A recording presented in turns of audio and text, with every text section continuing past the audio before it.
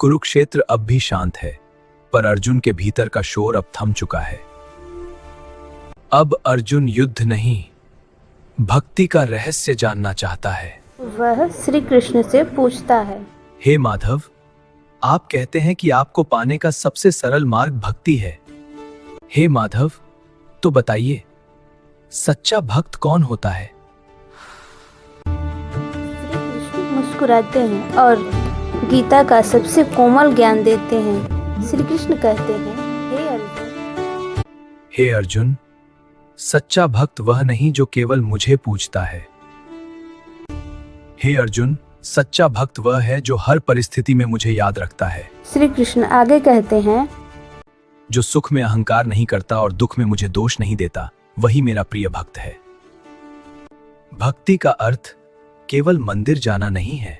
श्री कृष्ण कहते हैं, जो किसी से द्वेष नहीं करता, जो सबके प्रति करुणा रखता है, जो क्षमा और संतोष से भरा है, वही सच्चा भक्त है। अर्जुन ध्यान से सुन रहा है। कृष्ण आगे कहते हैं, जो मान अपमान में समान रहता है, वह भक्त मुझे अत्यंत प्रिय है। जिसे ठंड गर्मी सुख दुख विचलित नहीं करते, वह भक्त मुझे अत्यंत प्रिय है। यह सुनकर अर्जुन समझता है, भक्ति कोई दिखावा नहीं, यह अंदर की अवस्था है। श्री कृष्ण आगे कहते हैं, जो अपने कर्म मुझे अर्पित कर देता है और फल की चिंता छोड़ देता है।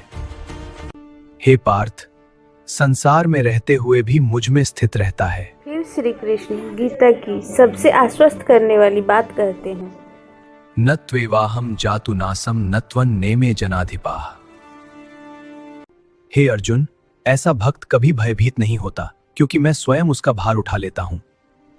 यह सुनकर अर्जुन की आंखें भर आती है।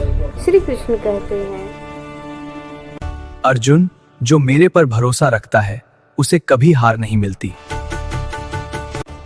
जो मुझे प्रेम से स्मरण करता है, मैं उसे कभी नहीं छोड़ता। अर्जुन अब जान चुका है, सच्चा भक्त न तो भागता है न टूटता है। अब वह जीवन को स्वीकार करता है और हर श्वास में भगवान को याद करता है।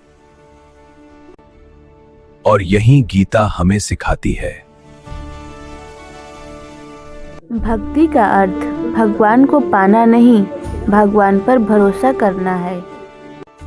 यदि यह ज्ञान मन को छू गया हो, तो इसे आगे बढ़ा दीजिए। मिलते हैं अगले एपिसोड में। तब तक के लिए जय Shri Krishna, Radhe Radhe. Subscribe and comment जरूर कीजिए।